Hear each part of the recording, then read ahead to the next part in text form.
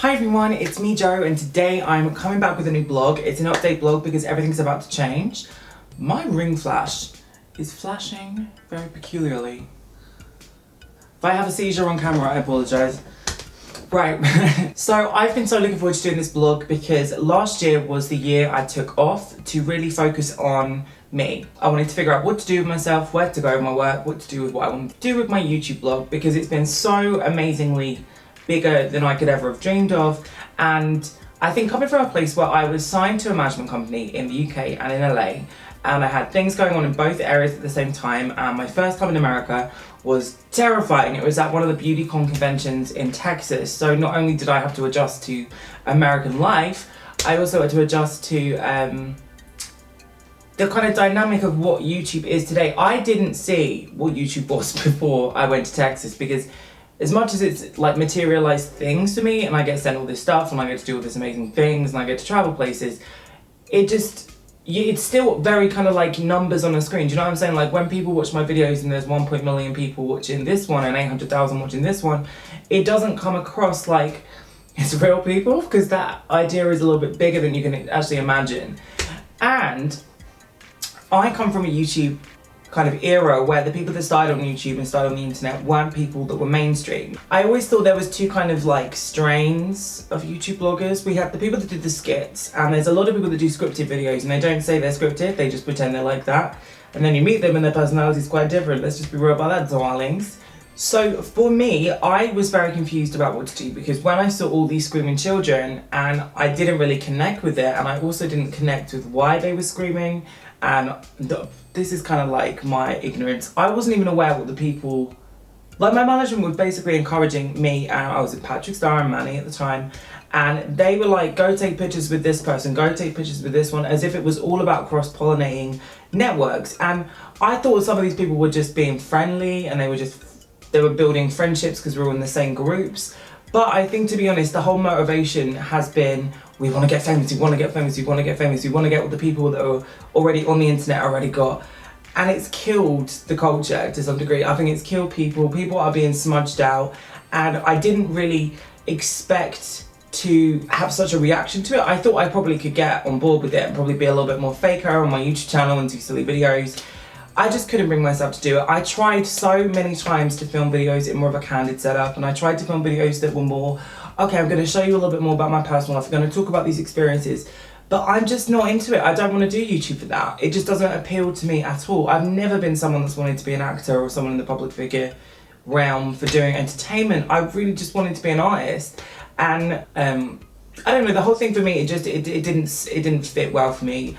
But now they've changed it. I'm sure you've been seeing my videos now being promoted a lot more, which I'm really excited about. So now that's happened, I'm comfortable getting back to it. It just seems a bit redundant that I've built up 30 million hits on YouTube and I'm not being advertised to the people that chose to subscribe to me. So it is what it is, but I'm here, I'm back, I'm excited to start.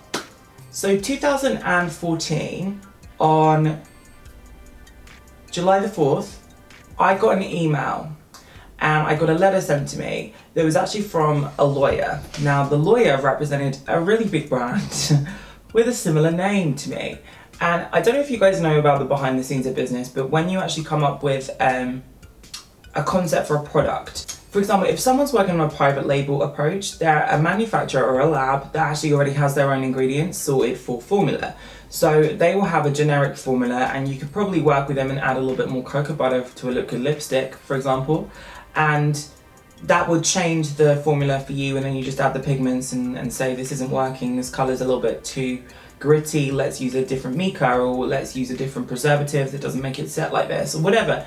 So there's two approaches to that, and then the other approach is you actually go to the lab and make the makeup.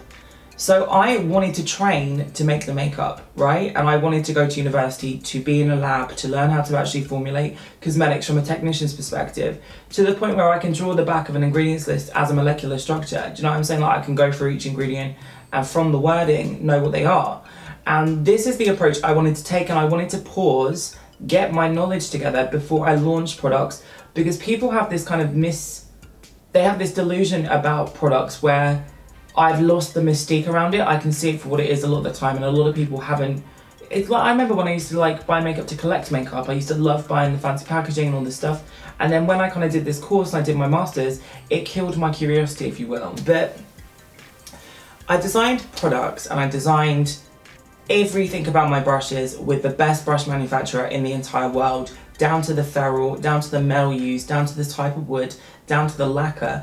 And we were ready to go when I won UJ, and I had the money to put into stock. I had the business partner in place to go for, do all the distribution and stuff for me. And we had stores and buyers meetings and everything set up. We had the logo trademark, we had everything done together.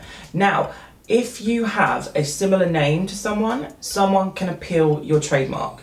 So instead of being protected, which would be my copyright, so to speak, I wasn't able to renew my copyright on my brand. This brand kind of did this maneuver that disabled me able to like copyright my brand, basically, which Kim Kardashian and all the Kardashians have done to Blac Chyna. So that was done to me on 2014. So I have not been able to talk about this for a year and a half. And this is the problem that you need to kind of understand about this. Business is not as simple as it kind of appears on the outside if you go from the mindset of a creator. If you're just going to go with a private label, you can just buy the stock because it's already there and you can go off and do this stuff, and it's very easy to implement into your own brand already. But if you're starting from scratch, you're building your products bit by bit, it's unbelievable. I never thought I would have to go through that obstacle. So imagine little old me at 22 getting this. No, I would have been 23 in July.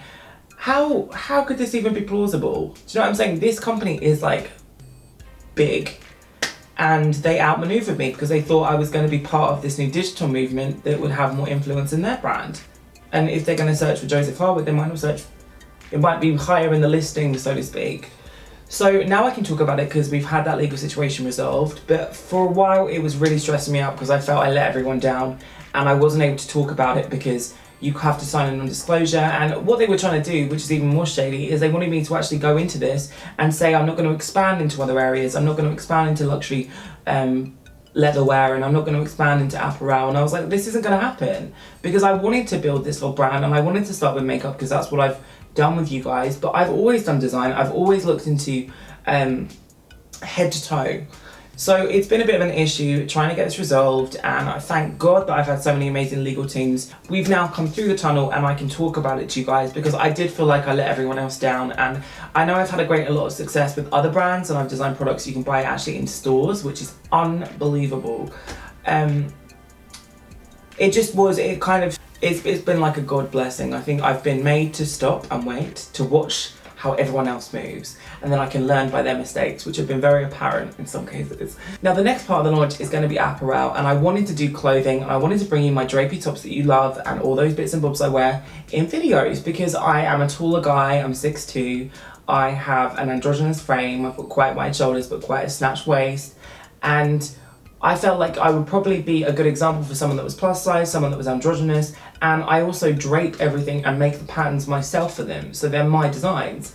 So a company basically contacted me and said, we have basically a manufacturing kind of facility where you come up with a design and we just come and work it and tweak it and make it for you and blah, blah, blah, blah, blah. And I was like, well, no. I will tweak it and I will do the designs. You just put it out there and we can get it done. So we're now working on the new apparel. It's going to be drapey, designed for all shapes, sizes and genders, and I'm super excited about it. So that's all new with me. I'm super excited to launch all this stuff. The website's now been redesigned, and my friend Ben actually did it before, which is amazing. It was just a bit too much of a beast for me. It had a shop, it had this blog thing on, and I never really used it, which was silly. So we're having the website redesigned, which is coming next. You will see updates with the apparel line coming very shortly, which I'm super excited about, because it's all going to be very me, very drapey, very kind of like chic goth, if you will. Sounded so bougie. But anyway, so I wanted to give you guys an update about everything that's been going on in my brand, and I'm ready to go. Alright, Hans, well, I will see you all in my next video. Don't forget to stay tuned. You can grab some new products from Vegan in Waitrose, which I'm really excited about. They have their Nectar Perfecta mask out at the moment, and as soon as I can actually like feel confident doing the brushes, we're going to go out doing the brushes, but I'm not going to do this by any half measures.